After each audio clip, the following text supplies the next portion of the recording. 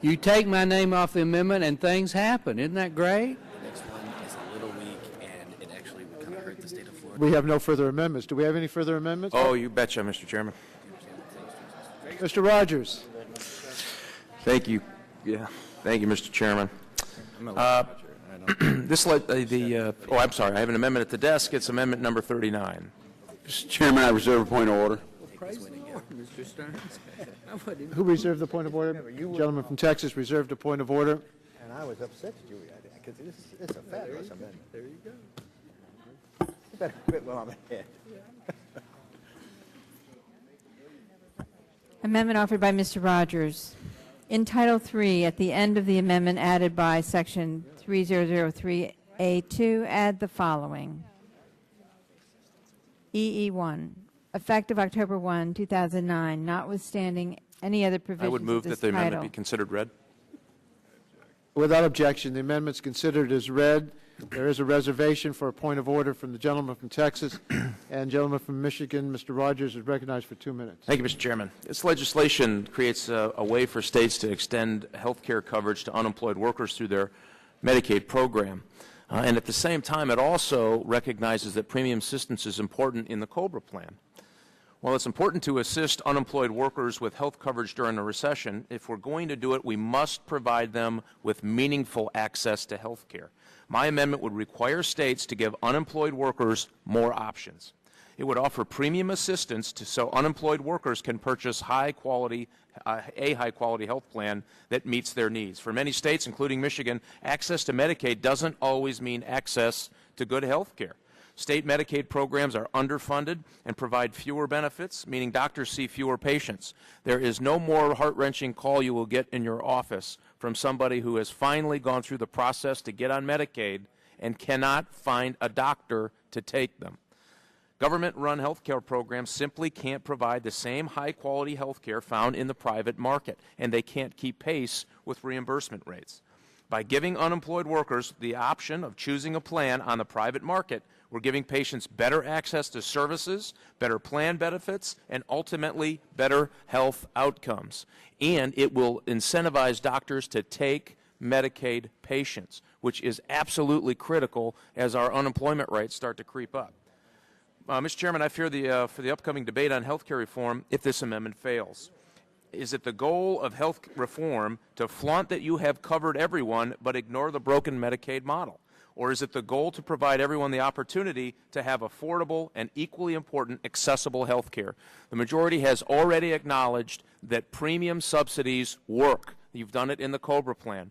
Let's do this for the Medicaid patients who are eligible so that they can have the private health care option to buy in to make sure that doctors take them. In states that have unemployment like Michigan at 10.6%, that's right, 10.6%, this is crucial for them to continue to receive quality health care, and I would urge you, Mr. Chairman, to accept the amendment.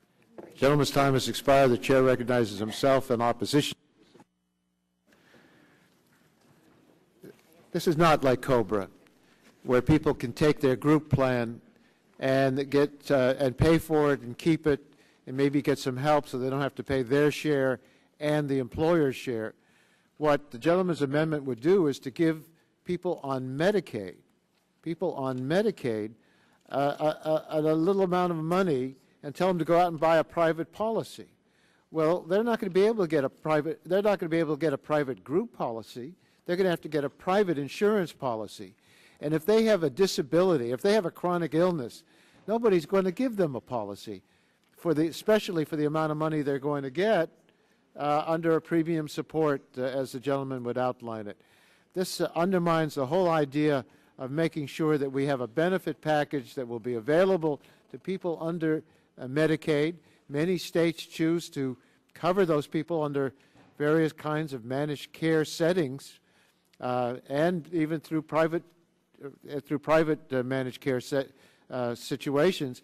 But to give them a premium and then tell them to go shop around for a policy is maybe they'll buy a policy that will only cover some of their needs, but not much more than that. So I would strongly oppose this amendment. I urge my colleagues to... Will the gentleman yield? Chairman, I withdraw my point of order. The gentleman Withdraws his point of order. Mr. Pallone, I yield to you on this. Well, thank you, Mr. Chairman. The other thing I would argue is that, states have the flexibility now that if they want to do this, they can. I just don't want to put them in a straitjacket. Right now, what we're really trying to do is make sure as many people are covered as possible.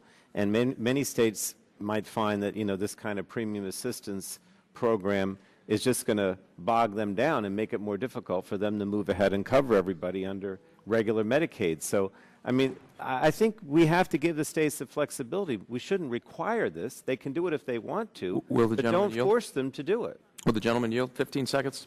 Gentleman recognized for 15 seconds. Thank you, Mr. Chairman. Two quick points. It's voluntary, and you put no income test in here. So if you have the means, you should be able to do it. There's no income test. You could you lose your job, get on Medicaid. You can actually have a reduction in your benefits when you might be able to afford a plan.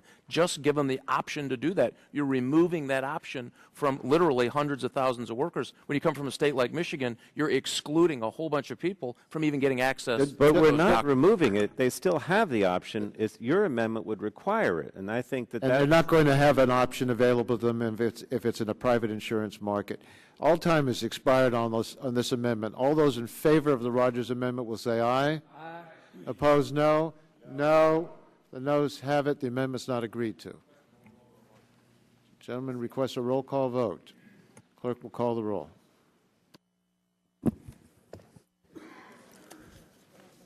Mr. Waxman? No. Mr. Waxman, no. Mr. Dingell? No.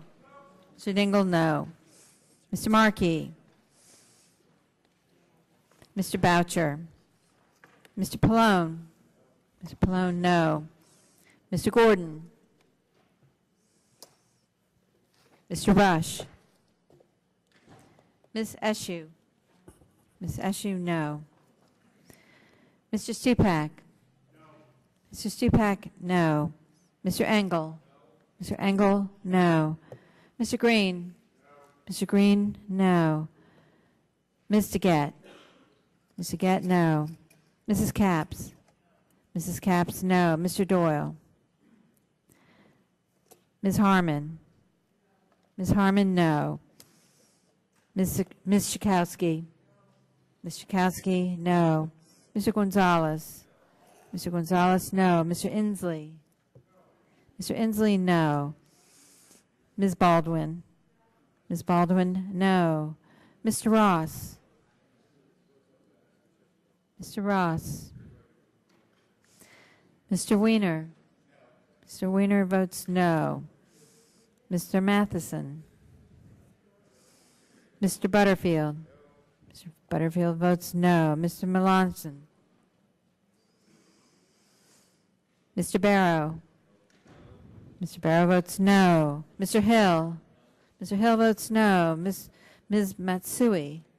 Ms. Matsui votes no. Mrs. Christensen? Mrs. Christensen votes no. Ms. Castor? Ms. Castor votes no.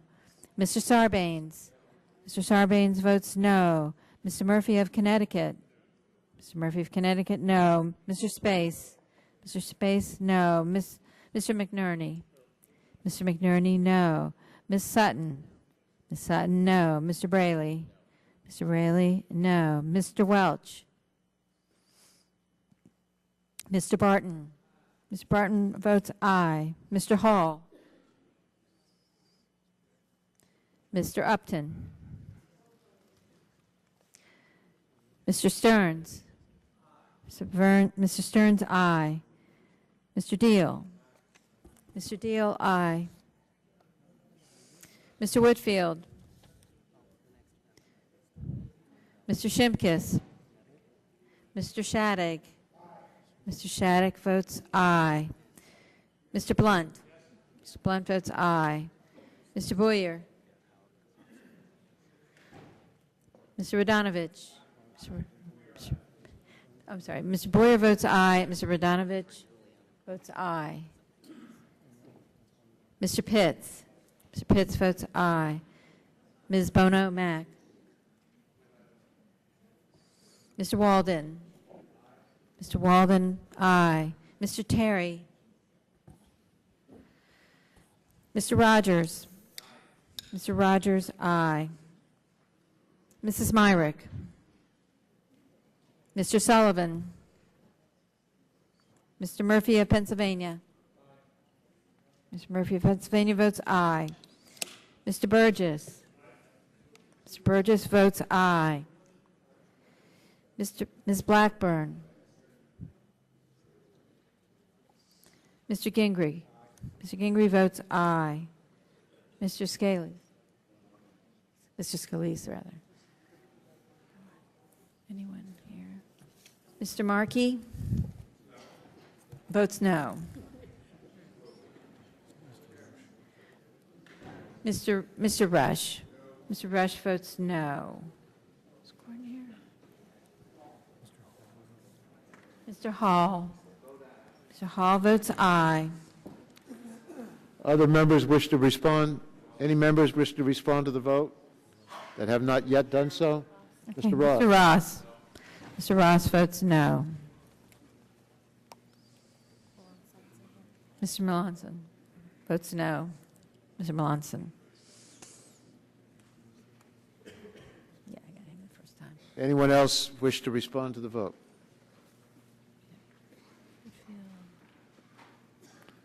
Clerk will tally the vote.